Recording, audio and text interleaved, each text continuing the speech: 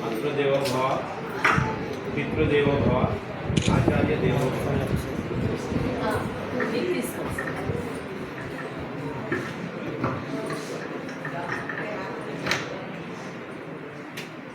మాతృదేవో భవ, పితృదేవో భవ, ఆచార్య దేవో భవ. నేను ముఖ్యంగా ఈ సంవత్సరం మిస్ అవుతానేమో చెప్పి ఎంత టెన్షన్ పడ్డానో నిజంగా మాటల్లో చెప్పలేను. నేను ప్రతి సంవత్సరం నా విజయం అంటే ప్రతి సంవత్సరం ఒక్కొక్క స్టెప్ ముందుకు వెళ్తున్న కొద్దీ చాలా సంతోషాలు పెరుగుతూ ఉన్నాయి నా జీవితంలో. అవన్నీ ఎప్పటి నుంచి అంటే మీ ఆశీస్సులతోనే, మీ గురువుల ఆశీస్సులతోనే వస్తున్నాయి. అది కూడా కార్మోల్ స్కూల్ టీచర్స్ డే సెలబ్రేషన్ వల్లే నాకు ఆ ప్రయోజనం వస్తుందని పూర్తిగా విశ్వాసంతో ఉండేవాడిని. నేను ఈ సంవత్సరం మిస్ అయితే నాకు చాలా అప్సెట్ అవుతున్నాను అనమాట. ఇది వర్షాలని చెప్పి ఒకసారి పోస్ట్పోన్ అయింది. తర్వాత ఇవాళ ఎగ్జామ్స్ అన్నారు హెచ్ఎం గారు. ఆ హెచ్ఎం గారికి చెప్పాను, ఎట్టి పరిస్థితిలో కనీసం షాల్ అవి ఇచ్చేసి వెళ్ళిపోతానమ్మా. కరోనాలో కూడా నేను ఆగలేదు, కరోనాలో కూడా నాకు అవకాశం వచ్చింది. కరోనా టైంలో మీకు గుర్తుందేమో, ఉన్న టీచర్స్ ఎవరైనా ఉన్నారేమో, ఆ టైంలో కూడా కరోనా నేను మా కజిన్ ఆయన, మా వదిన, మా మిస్సెస్, మా మదర్, మేము 5 వచ్చి అందరికీ ఆ కరోనా టైంలో కూడా సత్కారం చేసుకోగలిగాం. అప్పట్లో అవకాశం ఇచ్చారు. ఇప్పుడు అసలు ఏంటి ఇలా మిస్ అవుతుందని మాకు చాలా నిజంగానే ఆందోళన పడ్డాం. అయితే ఈరోజు బాబు పుట్టినరోజు కాబట్టి సంకల్పం గట్టిగా ఒకప్పుడు చెప్పాం, సంకల్పం అంటే ఎంత ఎటువంటిదైనా సరే సాధిస్తాము అనేది ఇది ఒక ఉదాహరణ ఈరోజు చెప్పాలంటే. ఎందుకంటే బాబు పుట్టినరోజు అనే ఊరికి వంక పెట్టాం. బాబు పుట్టినరోజు ప్రతి సంవత్సరం వచ్చినా చెయ్యంగా, కానీ అది వంక వాడుకొని అమ్మ మేడం గారు అలా బాబు పుట్టినరోజు అంటే ఆవిడ అయితే బాబు పుట్టినరోజు మేము ఫిక్స్ అయిపోయామని చెప్పి ఫోన్ చేశారు 4 రోజులు వారం క్రితం. తర్వాత మీకు ఎగ్జామ్స్ షెడ్యూల్ తర్వాత వచ్చినట్టుంది. అయినా సరే అమ్మ ముందు వస్తుంటే అది అసెంబ్లీ టైంకి మేము జస్ట్ వచ్చి కనిపించి ఆశీర్వాదం తీసుకుని వెళ్ళిపోతాం. మీ టీచర్స్ అందరి ఆశీర్వాదం కోసమే నేను ముఖ్యంగా వచ్చేదండి. వెనక ఉన్న టీచర్స్ అందరి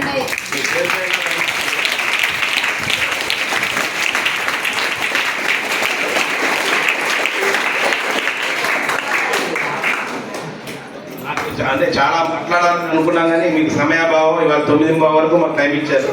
మీరు ఎగ్జామ్కి వెళ్ళాలి కాబట్టి లిమిట్గా మాట్లాడతారు.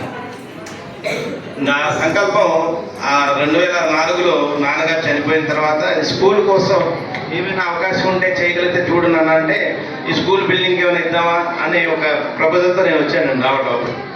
వస్తే హెచ్ఎం గారు చెప్పారు, అప్పుడు హెచ్ఎం చెప్పారు, స్కూల్ బిల్డింగ్స్ అంటే మీరు పొలిటికల్గా వెళ్ళాల్సి వస్తుందంటే అది కూడా కన్సల్ట్ చేశాను. అప్పట్లో 2 లక్షలు ఇస్తే బిల్డింగ్ పేరు పెడతామని అప్పటి ఎడ్యుకేషన్ మినిస్టర్ గారు చెప్పారు, తాలూకా వారు. సరే అది అంత వర్కౌట్ అయితే అవ్వట్లేదు లేదని చెప్తే ఆయన ఈ విధంగా చెప్పారు, ఇలా ప్రపోజల్ చెప్పారు, ఇలా హెచ్ఎంకి మీరు సన్మానం చేద్దామని ఎలాగ వచ్చారు కదా, టీచర్స్ అందరికీ సన్మానం చేసి ఏర్పాటు చేస్తుంది మీకు అవకాశం కదా అన్నారు. నేను అది వెంటనే చేస్తాను. ఇప్పుడు మీరు ఆయన కమిటీకి ఏర్పాటు చేస్తాను. ప్రధాన ఉపాధ్యాయులు, తర్వాత రెడ్డి అప్పారావు గారు, రెడ్డి బాబు గారు, రెడ్డి డాక్టర్ అప్పారావు గారు, వీళ్ళ తర్వాత సూర్యనారాయణ మాస్టర్ అని నాన్నగారు ఫ్రెండ్ ఉన్నారు. వీళ్ళ 5గురు ఒక కమిటీగా పెట్టి ఏర్పాటు చేసాం. అప్పుడే మా రెడ్డి రామచంద్రరావు హలో అప్పుడే ఆ ప్రపోజల్ అయిపోయిన తర్వాత ఫంక్షన్ అయిన రోజు మా బాబు మావయ్య గారు చెప్పారు, భలే గొప్ప ప్రపోజల్ తీసుకున్నావయ్యా, నువ్వు 1 సంవత్సరం చేసి వెళ్తానలేదు, వీలున్నంత కాలం నేను చేస్తూనే ఉంటాను అన్నావు, ఇది చాలా గొప్ప విశేషం అవుతుందని అప్పట్లోనే ఆయన ఫస్ట్ ఆశీర్వదించింది. ఆయన మేమందరం ఒక సంకల్పం చేశాం, కానీ దీన్ని విజనరీ అనొచ్చు రకంగా మా చంద్రబాబు నాయుడు టైప్ ఈయన అప్పట్లో నాకు ఆశీర్వదించారమ్మా. ఫస్ట్ ఇది చాలా గొప్ప ప్రపోజల్, నువ్వు చిన్నదనుకుంటున్నావా చేసింది, నీకు చాలా విశేషమైన ప్రపోజల్ పెట్టుకున్నావు, ఇచ్చారు హెచ్ఎం గారు, మీకు మంచి బాధ్యత ఇచ్చారన్నారు. నిజంగా అటువంటి ఆశీర్వాదం, అది కూడా ఆయన దగ్గరికి ఆశీర్వాదం వచ్చింది. ఎందుకు ప్రత్యేకంగా చెప్పాల్సి వస్తుందంటే, ఇప్పుడు ఆయన ఇచ్చారని కాదు, మా నాన్నగారు పెరిగిందే వాళ్ళ ఇంట్లో. మా నాన్నగారికి మేనమావ కొడుకు అన్నమాట. మా నాన్నగారి మేనమావ లక్ష్మయ్య గారు, పెద్ద లక్ష్మయ్య గారు. ఆ లక్ష్మయ్య గారి అలా వారసులుగా మేమందరం ఈ స్కూల్లో మా నాన్నగారు చదువుకోగలిగారన్నా సరే వాళ్ళ చలవ చెప్పాలంటే, అంటే మా నాన్నగారు పుట్టిల్లు కింద లెక్క అది మాకు. అలాగే ఈ స్కూల్ విశేషం చాలా గొప్పది. మీకు అందరూ అసలు స్కూల్ గురించి మీరు టీచర్స్ అందరూ కూడా ఫస్ట్ మన స్కూల్ విషయాన్ని తెలుసుకొని అది పిల్లలకు చెప్పగలిగితే, ఎందుకంటే మా నాన్నగారు నాకు కొంచెం చెప్పేటప్పటికే నాకు ఈ స్కూల్ మీద అంత అటాచ్మెంట్ వచ్చేసింది.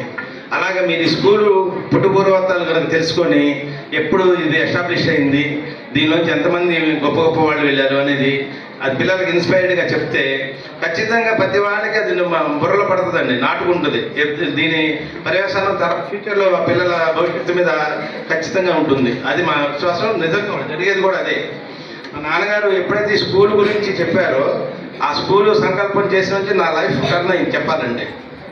చాలా పాజిటివ్గా అన్నీ కూడా సేవా దృక్పథం కానీ, తర్వాత ఇతరులను గౌరవించడంలో కానీ, నేను స్కూలు టీచర్స్ డే సెలబ్రేషన్ ముందు నేను ఒక రకంగా ఉన్నాను, తర్వాత నేను ఒక రకంగా ఉన్నాను చెప్పచ్చు. అంత ఇన్ఫ్లుయెన్స్ ఉంది ఈ స్కూలు గురు పూజోత్సవం నేను నిర్వహించిన సందర్భం అన్నమాట.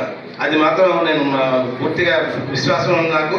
మీరందరూ కూడా దాన్ని నిజంగా గుర్తించి పిల్లలకి అందరికి ఇన్స్పైర్డ్గా ఈ టీచర్స్కి ఎంత గౌరవం ఇవ్వాలనే విషయాన్ని మృదువుగా చెప్పండి, అర్థమవుతుంది. మా నాన్నగారు చెప్పేవాడు, అసలు పిల్లల్ని కొట్టేవారు టీచర్ కాదు అనేవాడు నాన్నగారు. నిజంగా అంటే మీరు కొట్టేవాళ్ళు ఎవరు ఉంటే బాధపడద్దు విషయం చెప్తున్నాం. ఎందుకంటే కొట్టకుండా చెప్పగలిగినోడే టీచరు. కొట్టి చెప్పేది ఏముంది, అది పెద్ద టీచర్ విషయం కాదన్నట్టు నాన్నగారు చెప్తుండేవాళ్ళు. ఒకే ఒకసారి నాన్నగారు స్కూల్లో వచ్చి ఇంటికి వచ్చి ఒరే అయిపోతున్నారు. ఏంటి ఓకే ఇది ఉన్నారంటే, స్కూల్లో టీచర్ స్టూడెంట్ బాగా అలర్ట్ చేశాడంట, కొట్టారంట పూట. ఇక అంతే. అప్పటి నుంచి నాన్నగారు అప్సెట్ అయిపోయారు. అదే ఇలా కొడతావు, నేను కొట్టానండి అని. ఆ విధంగా స్కూల్ టీచర్స్ ఎలా బిహేవ్ చేయాలనేది కూడా ఆయన దగ్గర మేము చూసాం. అందుకోసం నేను చొరవగా చెప్తున్నాను. ఎందుకంటే నేను రిటైర్ కాబోతున్నాను నెక్స్ట్ ఇయర్. ఇంకా 6 నెలలు నా సర్వీస్ ఉంది. బహుశా మీ అందరికంటే పెద్దవాడిని అయి ఉండాలనే ఉద్దేశంతో ఆ టీచర్స్ అందరికీ చిన్న సందేశంగా చెప్పాలనిపించింది. పిల్లలకు మృదువుగా చెప్పండి, చక్కగా పెద్దవాళ్ళు మన పెద్ద పూర్వ సిద్ధాంతం ఏంటంటే గురువు చెప్పాడంటే ఏదైనా బ్లైండ్గా చేయొచ్చు అన్న నమ్మకం పిల్లలకు కలిగించాలి మనం. ఎందుకంటే మనం అంత కరెక్ట్గా ఉంటేనే మనం పిల్లలకు చెప్పగలుగుతాం, వాళ్ళకి మన మీద ఆ విశ్వాసం వస్తుంది మీ మీద. ఆ విధంగా టీచర్స్ అందరూ కూడా ఇన్స్పైర్డ్గా ఉండండి. దయచేసి మీరు ఎక్కువ మాట్లాడినాను అనిపిస్తే క్షమించండి. ఇంకా మా మదరు ఈ సంకల్పం ఈ కార్యక్రమం చేయడంలో మా మదర్ది పూర్తిగా ఆవిడదే. ఈ ఏంటంటే ఆవిడ పండగలా ఫీల్ అవుతుంది. ఈ టీచర్స్ డే రోజుకి ఎంత ఓపిక లేకపోయినా వచ్చేది. అప్పట్లో ఆరోగ్యం బాగున్న రోజుల్లో కూడా ఈ టీచర్స్ డే గురించే మా ఇంట్లో డిస్కషన్. మా ఇంట్లో ఉన్న ఏకైక పండుగ టీచర్స్ డే అమ్మ. నిజంగా చెప్తున్నాం. మిగతా పండుగలన్నీ చేసిన, ఎందుకంటే టీచర్స్ డే అనేది నా సొంతంగా తీసుకోగలిగా అనే చిన్న ఆనందాన్ని మీకు వ్యక్తపరుస్తున్నాను. ఆ టీచర్స్ డే రోజు వచ్చి మీ ఆశీర్వాదం తీసుకొని నా భవిష్యత్ అంతా కూడా పాటుగా మారిందని విశ్వసిస్తున్నాను.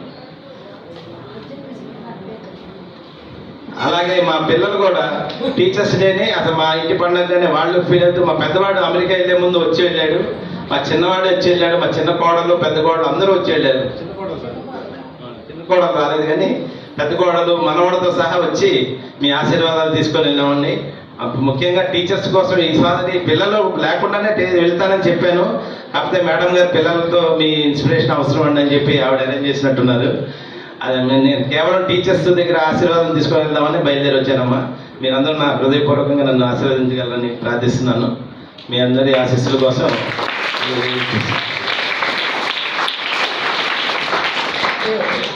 అయితే టీచర్స్ డేకి ఈ ఒరిజినల్గా సెప్టెంబర్ 5 జరగాల్సింది. మా మనవడు సెప్టెంబర్ 10వ తారీఖున పుట్టాడు. అంటే అర్జున్ విశ్వ విరాట్ అని పేరు పెట్టాం ఆయనకి. ఆయన ఈ టీచర్స్ డే ఫస్ట్ టీచర్స్ డేలోనే ఆయన పేరు స్మరించుకోవాలనుకున్నారో ఏమో మా నాన్నగారు. మా మునిమనోడు మాకి పుట్టిన తర్వాత ఈ టీచర్స్ డే సెలబ్రేషన్ ఏర్పాటు జరిగింది అనుకోకుండా. ఆ విధంగా ఫీల్ అవుతున్నాం. ఈ కార్యక్రమం చేయడానికి పూర్తిగా సహకారం ఎప్పటికప్పుడు రెడ్డి వెంకట శివ అప్పారావు, చింతల వెంకట శివ అప్పారావు గారు, రెడ్డి అప్పారావు డాక్టర్ గారు, అలాగే ఓలేటి వెంకటేశ్వర మా కజిన్. ఇక ముఖ్యంగా మీ ఇంటికి ఈ ఊరికి ఎక్కువగా నేను ప్రేమ పెంచుకుంటా కారణం కూడా మా చెల్లి శ్రీ హిమకుమారి.